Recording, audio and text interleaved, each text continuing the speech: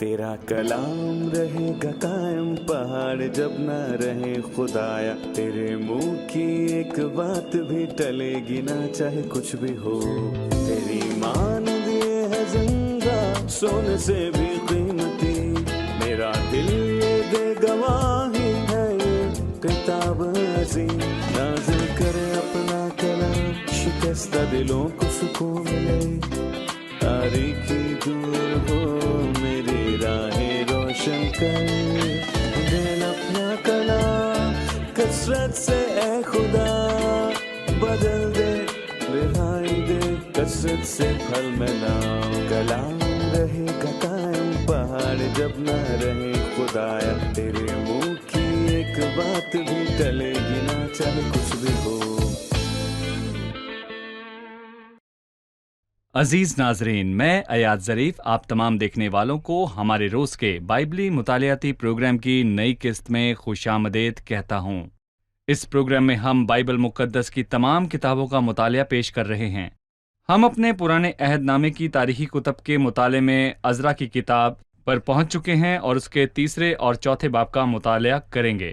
میں آپ کو بتانا چاہتا ہوں کہ پچھلی قسط کا اختتام جتھوں کی اسیری سے لوٹنے پر کیا تھا۔ گانے والوں کا ایک گروہ تھا جس پر ہم نے تبصرہ کیا اور ہم نے جانا کہ اسیری میں گانے والے خدا کے گیت نہ گا سکے، لیکن عزیزو جب خداوند نے ان کو یعنی اپنے لوگوں کو بحال کیا تو تمام گانے والے واپسی کے اور خدا کی حمد کے نغمے گانے لگے۔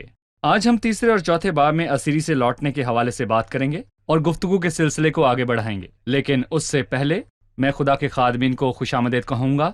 ڈاکٹر فیاض خوش آمدید۔ شکریہ بھائی۔ ڈاکٹر اسامہ خوش آمدید۔ آپ کیسے ہیں؟ جی ٹھیک ہوں۔ ساتھ ہی اسٹوڈیو میں آئے ہمارے دیگر مہمانوں کو بھی خوش آمدید۔ خدا آپ سب کو برکت دے۔ بھائی اسامہ، تیسرے باب کی پہلی آیت میں لکھا ہے، جب 7واں مہینہ آیا اور بنی اسرائیل اپنے اپنے شہر میں بس گئے تو لوگ یکتن ہو کر یروشلم اکٹھے ہوئے۔ شروعات میں چاہوں گا کہ آپ اس دور کے متعلق بتائیں جو دوسرے اور تیسرے باب کے درمیان آتا ہے، اور 7ویں ماہ کے متعلق بھی، کہ یہ ہمیں کیا یاد دلاتا ہے کہ 7ویں ماہ میں کون سے واقعات ہوئے۔ دراصل دوسرے باب کے اختتام اور تیسرے کے آغاز کے دوران ایک عرصہ ہے جو کچھ ماہ یا اس سے کچھ زیادہ ہو سکتا ہے، اور اس کی حدود سال تک ہو سکتی ہے۔ اس عرصے کے دوران لوگ اپنے واسطے مکانات تعمیر کرنے لگے۔ وہ ایک ویران شہر میں لوٹ کر آئے، سو انہیں اپنے رہن سہن کا انتظام کرنا پڑا۔ لوگوں کو اپنے گھر تعمیر کرنا غلط نہیں ہے، یہ یہاں تک کہ ہماری خدمت میں بائبل ہمیں کہتی ہے جب کوئی اپنے گھر ہی کا بندوبست کرنا نہیں جانتا تو خدا کی کلیسیا کی خبرگیری کیا کرے گا، یا خدا کے گھر کی خبرگیری کیا کرے گا؟ لیکن اپنی ذاتی زندگی کی فکر حد سے زیادہ کرنا اور خدا کے گھر اور خدا کے کام کو نظر انداز کرنا ایک ایسی بات ہے جو کہ تنبیہ کے لائق ہے۔ ہم اس پر بعد میں غور کریں گے جب ہم حجی اور زکریا کا مطالعہ کریں گے۔ در حقیقت وہ 7ویں ماہ کی پہلی تاریخ کو اکٹھا ہوئے۔ ہم سب احبار 23 سے جانتے ہیں کہ 7ویں ماہ کی پہلی تاریخ نرسنگوں کی عید ہے، جب نرسنگے پھونکے جاتے، تمام لوگ یروشلم میں اکٹھے ہو کر جاتے، جیسا کہ ہم نے دیکھا۔ اس کے بعد 7ویں ماہ کی 10ویں تاریخ کو یوم کفارہ کہا گیا ہے۔ صحیح، جب ہم خداوند کے پاس لوٹ کر آتے ہیں، یہ نرسنگوں کی عید ہے، جب ہم خداوند کے گرد اکٹھے ہوتے ہیں۔ کفارے کی عید اس کام کے لیے خداوند کا شکر گزار ہیں جو اس نے ہمارے لیے کیا، یعنی کفارے کا کام۔ لیکن خیموں کی عید ہماری خداوند کی قدرت اور جلال کے ساتھ ظاہر ہونے اور اس کی ہمارے لیے آمد و ثانی کا انتظار کرنا ہے۔ ڈاکٹر فیاض، میں دوسری آیت سے پڑھوں گا۔ تب یشوا بن یوصدق اور اس کے بھائی جو کاہن تھے اور زربابل بن سالتیئیل اور اس کے بھائی اٹھ کھڑے ہوئے، اور انہوں نے اسرائیل کے خدا کا مذبح بنایا تاکہ اس پر سوختنی قربانیاں چڑھائیں جیسا مرد خدا موسیٰ کی شریعت میں لکھا ہے، اور انہوں نے مذبح کو اس جگہ پر رکھا کیونکہ ان اطراف کی قوموں کے سبب سے ان کو خوف رہا۔ وہ اس پر خداوند کے لیے سوختنی قربانیاں یعنی صبح و شام کی سوختنی قربانیاں چڑھانے لگے، اور انہوں نے نوشتہ کے مطابق خیموں کی عید منائی اور روز کی سوختنی قربانیاں گن گن کر جیسا جس دن کا فرض تھا دستور کے موافق چڑھائیں، اس کے بعد دائمی سوختنی قربانی اور نئے چاند کی اور خداوند کی ان سب مقررہ عیدوں کی جو مقدس ٹھہرائی گئی تھیں، اور ہر شخص کی طرف سے ایسی قربانیاں چڑھائیں جو رضا کی قربانی خوشی سے خداوند کے لیے گزرانتا تھا۔ 7ویں مہینے کی پہلی تاریخ سے وہ خداوند کے لیے سوختنی قربانیاں چڑھانے لگے، پر خداوند کی ہیکل کی بنیاد ہنوز ڈالی نہ گئی تھی، اور انہوں نے معماروں اور بڑھئیوں کی نقدی دی اور سیدانیوں اور سوریوں کو کھانا پینا اور تیل دیا تاکہ دیوار کے لیے لبنان سے یافا کو سمندر کی راہ سے لائیں، جیسا ان کو شاہ فارس خورس سے پروانہ ملا تھا۔ شروعات میں ان آیات کے مطابق لوگوں کے دلوں کی حالت کے متعلق بتائیں جب انہوں نے یہ سب کام کیے۔ میں نے اس پر غور کیا کہ لوگ بہت ادب اور احترام کی کیفیت میں ہیں، اور ان میں 3 بڑی خوبصورت باتیں دکھائی دیتی ہیں۔ پہلی یہ کہ وہ ایک تن ہو کر اکٹھے ہوئے، اور یہ ان کے لیے اچھی بات ہے کہ وہ ایک جان ہو کر اکٹھے ہوئے، اور میں یہاں پر یہ کہوں گا کہ اس سے مجھے پہلی کلیسیا کا حال یاد آتا ہے۔ 2 اور 4 وہ ایک دل اور ایک جان اور ایک ذہن ہو کر اکٹھے ہوتے تھے۔ دیکھو کیسی خوشی کی بات ہے کہ بھائی باہم مل کر بیٹھیں، اور جیسا کہ زبور نویس 133 زبور میں یہ کہتا ہے۔ دوسری اہم بات یہ ہے کہ انہوں نے سب کچھ ویسے ہی کیا جیسے لکھا تھا، اور دوسرے باب میں 2 بار یہ بات پڑھنے کو آتی ہے کہ جیسے لکھا ہے، اور چوتھے باب میں، معاف کیجیے گا، دوسری اور چوتھی آیت میں، اور میں کہوں گا یہاں بہت ہی اہم بات ہے۔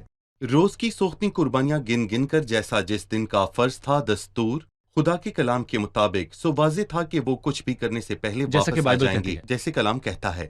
نہ صرف یہ بلکہ تیسری خوبصورت اور دلچسپ بات یہ ہے کہ وہ مذبح کو تعمیر کرنے لگے، اور ان کے مذبح کو تعمیر کرنے کی وجہ عجیب لگ سکتی ہے۔ وہ کہتا ہے کہ انہوں نے مذبح کو اس جگہ پر رکھا کیونکہ ان اطراف کی قوموں کے سبب سے ان کو خوف رہا، لہٰذا ان کے مذبح کو تعمیر کرنے کی وجہ یہ تھی، خاص کر کے اس مذبح پر جس پر سوختنی قربانیاں چڑھائی جائیں۔ یہ مسیح کی صلیب پر ہماری خاطر جان دینے کی ایک واضح علامت ہے، پر میں کہوں گا عجیب بات یہ ہے کہ اس کی وجہ ان کا آس پاس کی قوموں سے خوف کھانا ہے۔ سو وہ خدا سے لپٹ گئے اور اس کے قریب ہوئے، مطلب کہ انہوں نے پہلے دیواروں کو تعمیر کرنا چاہا، انہوں نے پہلے مضبوط گھروں، دروازوں اور تالوں کی تعمیر کی پرواہ نہ کی، انہوں نے پہلے اپنے لیے قلعہ بندی نہ کی۔ یہ سب بیکار ہوتا کیونکہ وہ جانتے تھے کہ ان کی حفاظت خداوند کے قریب ہونے میں ہے، سو انہوں نے خدا کی عبادت کے لیے ایک جگہ بنائی تاکہ وہ خدا کے گرد خدا کے نام سے اکٹھے ہوں، اور یہاں سے پتہ چلتا ہے کہ یہ احترام کی کیفیت تھی۔ ہم ایک وقفہ لیں گے اور مہمانوں کے سوالات کے ساتھ حاضر ہوں گے۔ ناظرین، ہم ایک وقفے کے بعد دوبارہ حاضر ہوں گے، لیکن وقفے کے دوران پتہ اور فون نمبر اسکرین پر دکھایا جائے گا۔ اگر آپ کا کسی بھی قسم کا سوال ہو یا کچھ کہنا چاہتے ہوں تو ہم سے رابطہ کیجیے۔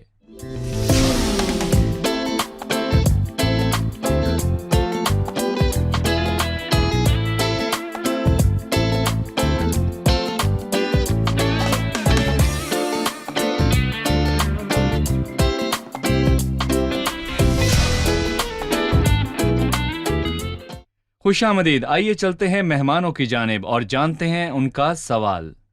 آپ سب کو خوش آمدید۔ کس کا سوال ہے؟ جی پوچھئے۔ پہلی تواریخ 3:19 میں لکھا ہے زربابل فدایا کا بیٹا تھا، لیکن عزرا 3:2 میں لکھا ہے وہ سیالتی ایل کا بیٹا تھا۔ کیا یہ کوئی تنازع ہے؟ کیا یہاں کوئی تنازع ہے؟ اس کے متعلق بتائیے۔ نہیں، در حقیقت فدایہ زربابل اور سمئی کا باپ تھا، سو زربابل پیدائشی طور پر فدایہ کا بیٹا تھا، لیکن یہ واضح ہے کہ فدایہ اپنے بیٹے سمئی کی پیدائش کے بعد مر گیا، اور سلیاتی ایل اس کے بھائی زربابل کے چاچا نے زربابل اور سمئی کی پرورش کی، سو زربابل سلیاتی ایل کا بیٹا ٹھہرا کیونکہ اس نے اسے پالا اور اس کی پرورش کی۔ صحیح۔ ڈاکٹر فیاض، 10ویں آیت میں لکھا ہے، سو جب معمار خداوند کی ہیکل کی بنیاد ڈالنے لگے تو انہوں نے کاہنوں کے اپنے اپنے پہران پہنے اور نرسنگے لیے ہوئے اور اسف کی نسل کے لاویوں کو جھانچ لیے ہوئے کھڑا کیا کہ شاہ اسرائیل داؤد کی تربیت کے مطابق خداوند کی حمد کرے، سو وہ باہم نوبت با نوبت خداوند کی ستائش اور شکر گزاری میں گا کر کہنے لگے کہ وہ بھلا ہے کیونکہ اس کی رحمت ہمیشہ اسرائیل پر ہے۔ جب وہ خداوند کی ستائش کر رہے تھے تو سب لوگوں نے بلند آواز سے نعرہ مارا، اس لیے کہ خداوند کے گھر کی بنیاد پڑی تھی، لیکن کاہنوں اور لاویوں اور آبائی خاندانوں کے سرداروں میں سے بہت سے عمر رسیدہ لوگ جنہوں نے پہلے گھر کو دیکھا تھا، اس وقت جب اس گھر کی بنیاد ان کی آنکھوں کے سامنے ڈالی گئی تو بڑی آواز سے چلا کر رونے لگے اور بہتیرے خوشی کے مارے زور زور سے للکارے، سو لوگ خوشی کی آواز کے شور اور لوگوں کے رونے کی صدا میں امتیاز نہ کر سکے، کیونکہ لوگ بلند آواز سے نعرے مار رہے تھے اور آواز دور تک سنائی دیتی تھی۔ اس تعمیر کے نتیجے میں 2 طرح کا رد عمل سامنے آیا۔ پہلا للکارنا اور حمد کرنا تھا اور دوسرا تھا رونا، خاص کر وہ عمر رسیدہ لوگ جنہوں نے پہلی ہیکل کے جلال کو دیکھا تھا۔ اس 2 طرح کے رد عمل کے متعلق بتائیے۔ خوشی کے آنسوؤں کے ساتھ جذبات بھی گھلے ملے تھے، اور لوٹ آنے والوں کی اکثریت خوشی سے للکار رہی تھی، جو سلیمان کے ہاتھ سے بنے اس پہلے گھر سے بالکل واقف نہ تھے۔ اور میں یہاں پر یہ کہنا چاہوں گا کہ زبور 126 یہاں ان کے جذبات کی ترجمانی کرتا ہے۔ جب خدا سے ان کے اسیروں کو واپس لایا تو ہم خواب دیکھنے والے کی مانند تھے۔ اس وقت ہمارے منہ میں ہنسی تھی اور ہمارے منہ پر راگنی تھی، اور یہ خوشی کا اظہار تھا۔ یہ اس باب کی آخری آیت میں خوشی کا اظہار کیا، جس میں ہم 1 سے زیادہ مرتبہ للکار اور حمد کرنے اور خوشی سے آواز بلند کرنے کے حوالے سے پڑھتے ہیں، لہٰذا اس میں خوشی کا اظہار ہے۔ لیکن وہ لوگ جنہوں نے سلیمان کے تعمیر کردہ گھر کو پہلے دیکھ رکھا تھا اور اس کی شان و شوکت اور جلال کو بھی دیکھا تھا، اور جس جگہ وہ تعمیر ہو رہی تھی اس کی سادگی کو دیکھا کہ وہ کیسی چھوٹی جگہ ہے، اور قربانیوں کی تعداد جو سلیمان کی ہیکل کو مخصوص کرنے کے دن گزرانی گئیں، تو انہیں محسوس ہوا کہ اب یہ سب بھی بہت چھوٹا ہو چکا ہے۔ یہ بات ان کے لیے تکلیف دہ تھی، سو وہ روئے، اور انہوں نے ان چھوٹی چیزوں کا جو اب تک تھیں مقابلہ ان بڑی چیزوں سے کیا جو پہلے گھر سے منسلک تھیں، سو وہ غمگین ہو کر روئے۔ بھائی برائے مہربانی پرانے عہد نامے کے مطابق عبادت کے طریقے کے متعلق ہم کچھ جاننا چاہیں گے۔ عہد قدیم میں عبادت میں ایک جسمانی مقام کی ضرورت تھی۔ اس عبادت کی ایک ضرورت نرسنگے اور موسیقی کے آلات بھی تھے، اور گانے والوں اور لاویوں کا ایک گروہ۔ لہٰذا عہد قدیم اور عہد جدید کی عبادت کے درمیان فرق بتائیے، چونکہ یہاں ہمارے سامنے خدا ان کا گھر پرانا ہے۔ عہد نامہ دکھائی دینے والی ہیکل اور دنیا کی مقدس جگہ سے تعلق رکھتا تھا، اور میں کہوں گا کہ اس کا تعلق سردار کاہن سے ہے، جو تربیت اور عبادت میں منظم ہیں۔ وہ کاہن جو جانتا ہے کہ کیا کرنا ہے، اور جو کچھ وہ ہر بار کرتا ہے وہ ایک سا ہے۔ اور عبادت کا تعلق ان چیزوں سے ہے جو ہوس پر اثر ڈالتی ہیں، سنائی دینے والی، مہکدار جیسے کہ خوشبودار بخور۔ ہر ایک چیز ہوس سے متعلق ہے اور ہر ایک کا تعلق جسم سے ہے۔ لیکن نئے عہد نامے میں کوئی دکھائی دینے والا سردار کاہن نہیں، کوئی ترتیب شدہ رسم یا عبادت نہیں کہ ہر بار ایک ہی بات کو کہتے جانا، اور نئے عہد نامے میں ایسا کچھ نہیں ہے سوائے روح القدس اور سچائی سے عبادت کرنے کے اور خدا کے نام پر اکٹھے ہونے کے، کہ جہاں 2 یا 3 خدا کے نام سے کہیں بھی جمع ہوتے ہیں تو وہ ان کے بیچ موجود ہے۔ اور وہ گھر کہاں ہے جسے ہم خدا ان کا گھر کہہ سکتے ہیں؟ وہ گھر وہی ہے جہاں 2 یا 3 جمع ہوئے ہیں، اور وہ گھر ہم ہیں۔ ہم جو اور کلیسیاں ہیں۔ گھر جو اس کا گھر ہے وہ لکڑی یا پھر پتھر سے بنا ہوا گھر نہیں ہے، بلکہ ایمانداروں کے جیتے جاگتے پتھروں سے تعمیر شدہ روحانی گھر ہے جو خدا کی سکونت گاہ ہے۔ صحیح، شکریہ ڈاکٹر فیاض۔ بھائی اسامہ، جب ہم چوتھے باب پر جاتے ہیں تو ہم خلاف توقع چیزوں کو دیکھتے ہیں۔ لوگ خوشی منانا چھوڑ دیتے ہیں، اب ان میں مزاحمت آ چکی ہے، جی، دشمن ہیں۔ ہمیں ان مزاحمت کرنے والوں کے متعلق بتائیے۔ ہم جانتے ہیں کہ جب اسیری کا واقعہ ہوتا ہے، غریب غربا اور پسماندہ لوگوں کو اسی سرزمین میں چھوڑ دیا جاتا ہے، اور غالب آنے والا بادشاہ باقیوں کو اسیری کے ملک میں لے جاتا ہے، اور وہ جو اسور کی اسیری میں 10 قبیلوں میں سے باقی رہ گئے تھے باہر کی قوموں کے ساتھ مل جل گئے، جو کہ وعدوں کے ملک میں لائی گئی تھی۔ ملنا جلنا اور آپس میں شادی بیاہ ہوئے ان کے درمیان جو اسیری سے بچ گئے تھے اور جو باہر سے آئے تھے، نتیجے میں ایک ملی جلی نسل یعنی سامری وجود میں آئے۔ اور ہم جانتے ہیں کہ یہودی سامریوں سے کیا سلوک کرتے تھے، لیکن دراصل سامری ہی وہ تھے جنہوں نے اس دشمنی کا آغاز کیا۔ انہیں لگا چونکہ اس کے آبا و اجداد خدا کے لوگ تھے، وہ بھی خدا کے لوگ ہیں، لیکن ایسا نہیں تھا۔ نہ تو ان کی عبادت خدا کے جلال کے لائق تھی، کیونکہ وہ بت پرستوں سے ملے جلے تھے۔ سو انہوں نے شروعات میں کوشش کی کہ اسرائیلیوں کی نظر کرم ان پر ہو جو یہودی بابل کی اسیری سے لوٹ کر آ رہے تھے۔ انہوں نے ان سے کہا، ہم بھی تمہارے ساتھ بنائیں گے، لیکن یہودیوں کا جواب واضح اور پختہ تھا کہ ہم ایک ساتھ نہیں بنا سکتے. روشنی اور تاریکی میں کیا شراکت، یا ایماندار کا بے ایمان کے ساتھ کیا واسطہ؟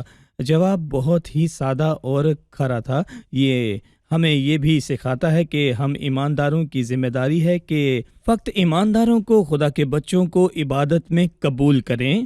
کبھی کبھار لوگ ہم سے پوچھتے ہیں اگر ایک گناہگار آ کر عبادت میں شریک ہونا چاہے یا خداوند کی میز کے پاس آنا چاہے یا ایسا کچھ کرنا چاہے تو یہ اس کا اور خدا کا معاملہ ہے، یہ اس کی انفرادی ذمہ داری ہے. یہ ہم کہتے ہیں کہ نہیں، بائبل کے سکھاتی ہے کہ یہ خدا کے لوگوں کی ذمہ داری ہے کہ وہ برے لوگوں کے ساتھ نہ ملیں بلکہ ان سے الگ رہیں. دیکھیں بھائی ایاد، بائبل میں لکھا ہے کہ ایماندار کا بے ایمان کے ساتھ کوئی واسطہ نہیں ہے. لہٰذا نزدیک کے دشمن سے زیادہ خطرہ ہے بامقابلہ دور کے دشمن سے. صحیح. مطلب اگر وہ دشمن بت پرست ہے تو اس کی بت پرستی سے واضح ہو جائے گا، لیکن جب وہ ہم میں سے ایک ہے اور بائبل کا علم رکھتا ہے اور کچھ یہودی رسوم سے واقف ہے، یہاں دشمنی اور مزاحمت زیادہ گھمبیر اور خطرناک ہو سکتی ہے. یقیناً یہاں ہمیں نامی مسیحیوں کا عکس دکھائی دے رہا ہے. صحیح. میں کچھ آیات پڑھوں گا، پھر ہم وقفے کے بعد مہمانوں کے سوالات کے ساتھ حاضر ہوں گے. 4 باب کی پہلی آیت میں لکھا ہے، جب یہودا اور بنیامین کے دشمنوں نے سنا کہ وہ جو اسیر ہوئے تھے خداوند اسرائیل کے خدا کے لیے ہیکل کو بنا رہے ہیں، تو وہ زربابل اور آبائی خاندانوں کے سرداروں کے پاس آ کر ان سے کہنے لگے کہ ہم کو بھی اپنے ساتھ بنانے دو، کیونکہ ہم بھی تمہارے خدا کے طالب ہیں جیسے تم ہو، اور ہم شاہ اسور اسر حدون کے دنوں سے جو ہم کو یہاں لایا اس کے لیے قربانی چڑھاتے ہیں. لیکن زربابل اور یشوا اور اسرائیل کے آبائی خاندانوں کے باقی سرداروں نے ان سے کہا کہ تمہارا کام نہیں کہ ہمارے ساتھ ہمارے خدا کے لیے گھر بناؤ، بلکہ ہم آپ ہی مل کر خداوند اسرائیل کے خدا کے لیے اسے بنائیں گے، جیسا شاہ فارس خورس نے ہم کو حکم کیا ہے. ایک وقفے کے بعد مہمانوں کے سوالوں کے ساتھ حاضر ہوں گے. ناظرین، ایک وقفے کے بعد دوبارہ ملاقات ہوگی، ہمارے ساتھ رہیے.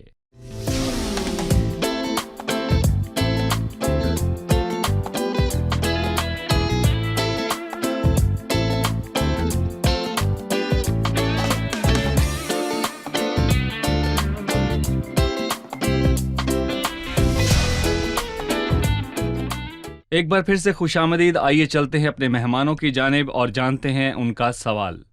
آپ تیار ہیں؟ سوال کیجیے. ایک سوال ہے، ہم پہلی اور دوسری آیت میں دیکھتے ہیں کہ دشمن جو خدا کے لوگوں میں سے نہ تھے عجیب باتیں کہتے ہیں کہ ہم کو بھی اپنے ساتھ بنانے دو، کیونکہ ہم بھی تمہارے خدا کے طالب ہیں جیسے تم ہو، اور ہم بھی اس کے لیے قربانی چڑھاتے ہیں. جبکہ وہ خدا کے لوگوں میں سے نہ تھے تو وہ اس کے طالب کیسے تھے؟ بالکل ڈاکٹر فیاض، وہ خدا کی عبادت کرتے تھے یا نہیں؟ کیا انہوں نے اس کے لیے قربانی کی یا نہیں؟ وہ یہوہ کی عبادت کرتے تھے جو اسرائیل کا خدا ہے، اور ساتھ ہی اپنے معبودوں کی بھی، اور یہ ہم دوسرے سلاطین سے جانتے ہیں.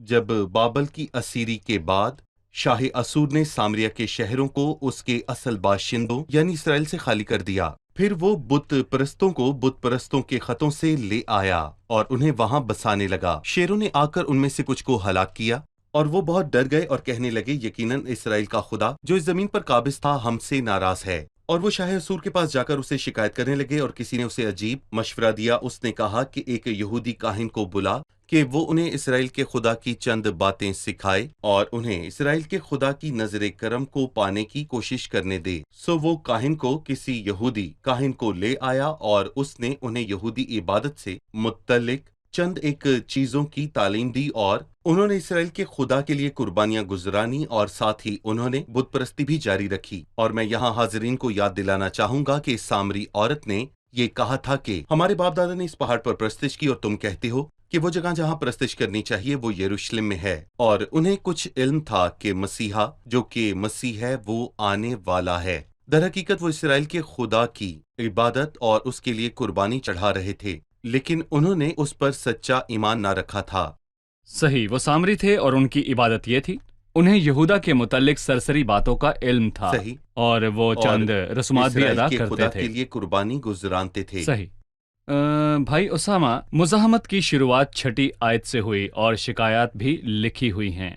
میں جاننا چاہتا ہوں کہ ان شکایات کا موضوع کیا تھا، وہ کس کے آگے پیش کی گئیں اور جواب کیا تھا؟ جی، شروعات میں ہم جان لیتے ہیں کہ 4 آیت کے مطابق مزاحمت ہر دور میں ہی آئی ہے، چاہے وہ خورس کا دور ہو یا دارا کا یا اخویریس کا یا ارتخشتہ کا.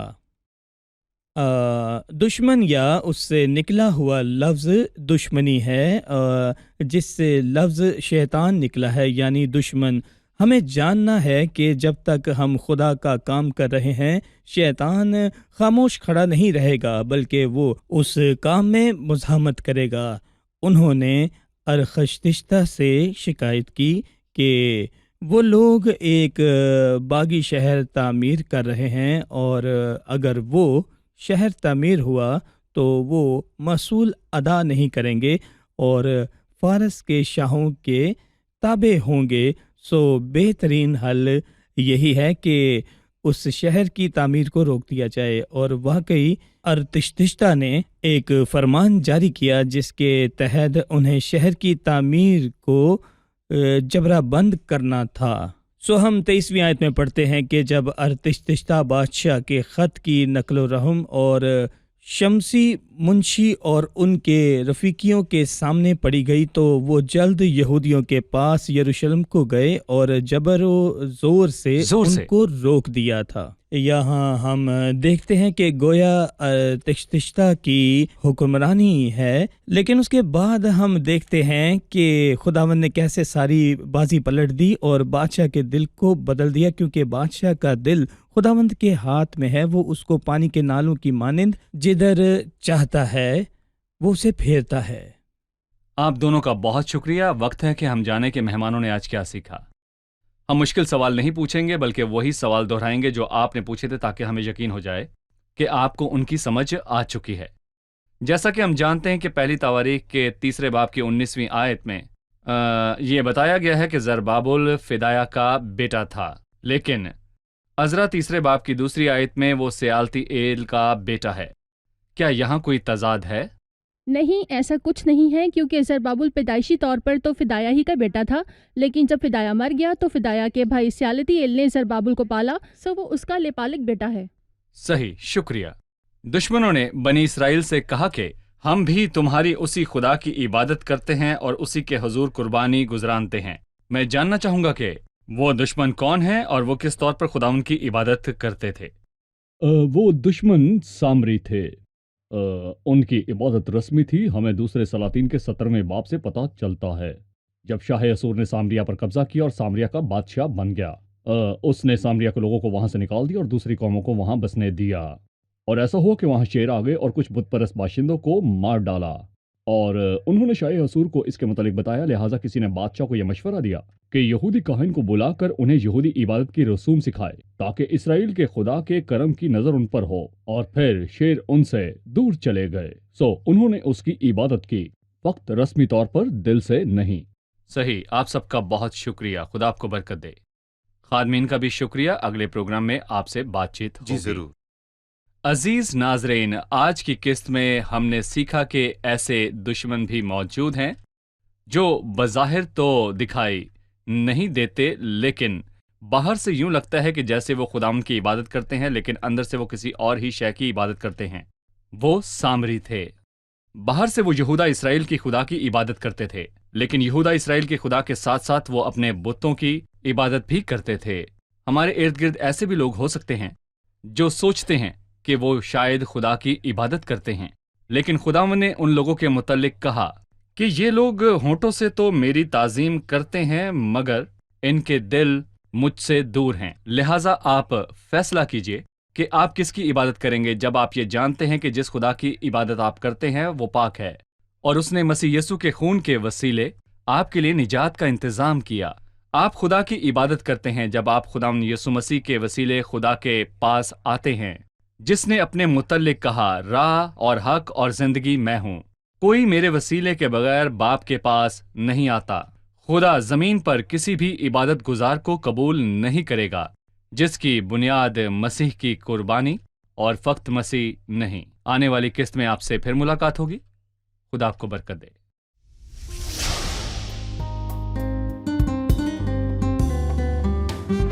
يا إلهي يا إلهي لا رجاء لي سواك، تاق قلبي تاق لبي أن أفوز برضاك، ملء روحي كاشتياقي هبه لي واستر خطاي يرتوي منه غليلي فيك لا غير رجاي أنت ربي نور قلبي أنت حصن أتقياك فاملأن يا رب قلبي روح قدس من علاك ملء روحي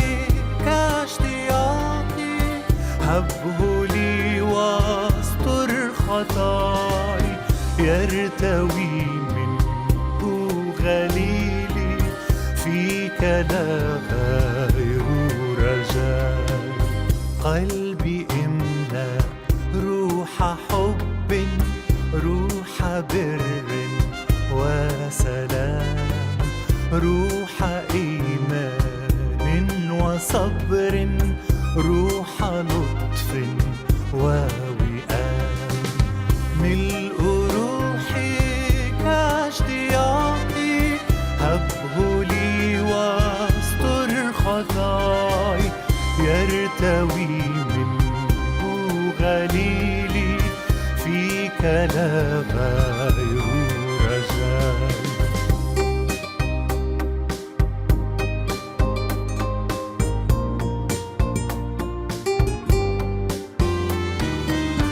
هبني صبرا مع أنات مع تعفف نبيل لا حياة لي بغير روحك السامي الجليل ملء روحي كاشتياقي هبه لي واستر خطاي يرتوي منه غليلي فيك لا غير رجاء ملء روحي كحياتي ملء روحي كالوديع ملء روحي كامنحني يا يسوع يا سميع ملء روحي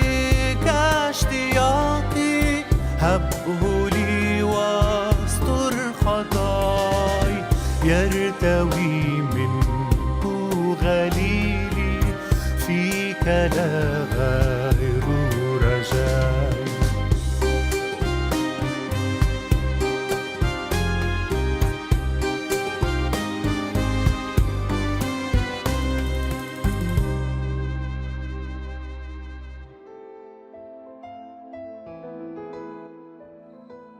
तेरा कलाम रहेगा कायम पहाड़ जब न रहे खुदाया तेरे मुंह की एक बात भी टलेगी ना चाहे कुछ भी हो तेरी मान दिए है जिंदा सोने से भी कीमती मेरा दिल ये दे गवाही है ये किताब अजीम नाज़िल करे अपना कलाम शिकस्ता दिलों को सुकून मिले तारीकी दूर हो मेरी राहें रोशन कर दिल अपना कलाम कसरत से ए खुदा बदल दे रिहाई दे कसरत से फल में नाम कलाम रहेगा कायम पहाड़ जब न रहे खुदाया तेरे मुंह की एक बात भी टलेगी ना चाहे कुछ भी हो